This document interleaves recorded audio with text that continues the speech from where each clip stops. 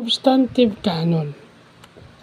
So, ito yung construction of canon sa law na pinapaboran yung mga outcome, no? Kagaya nung rule of lenity, di ba?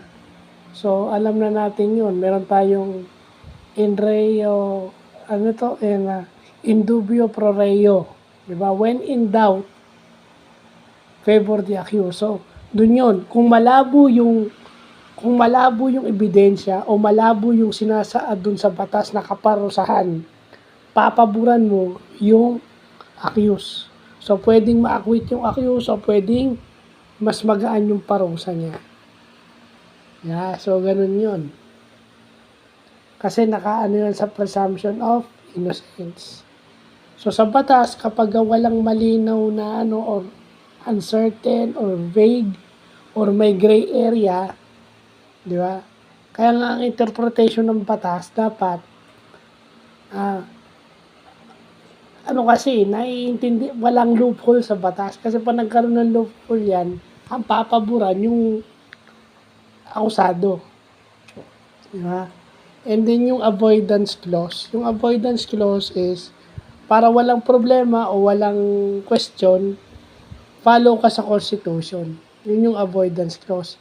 Pag canon of construction ang ipa-follow mo. So, bukas, meron tayong avoidance clause naman sa contract law, pero bukas na yun. So, yun pala yun, Yun pala yung sa canons of instruction. No? Substantive canon pa lang yun. So, ibig sabihin yung substance ng batas. So, pag vague siya or may gray area or may malabo, automatic papabor dun sa nasasakdan. Or automatic yun, yung nirereklamo is either mapapawalang sala or mas mababa yung sentensya.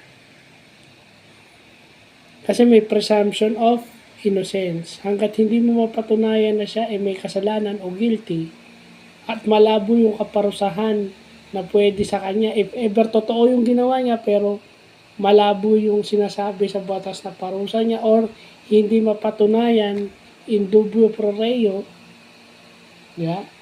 Hindi mapatunayan na siya ay guilty, acquit siya. Ganun ibig sabihin. No? Tsaka syempre, lagi sumusunod yung presumption of constitutionality. Susunod ka sa Constitution para wala kang problema.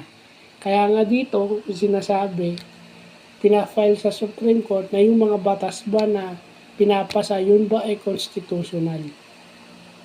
Kasi kung hindi dapat i-implement yun. O dapat i-repeal yun or i-amend yun or ayusin. Amend is ayusin, repeal is tanggalin. So, yun lang po.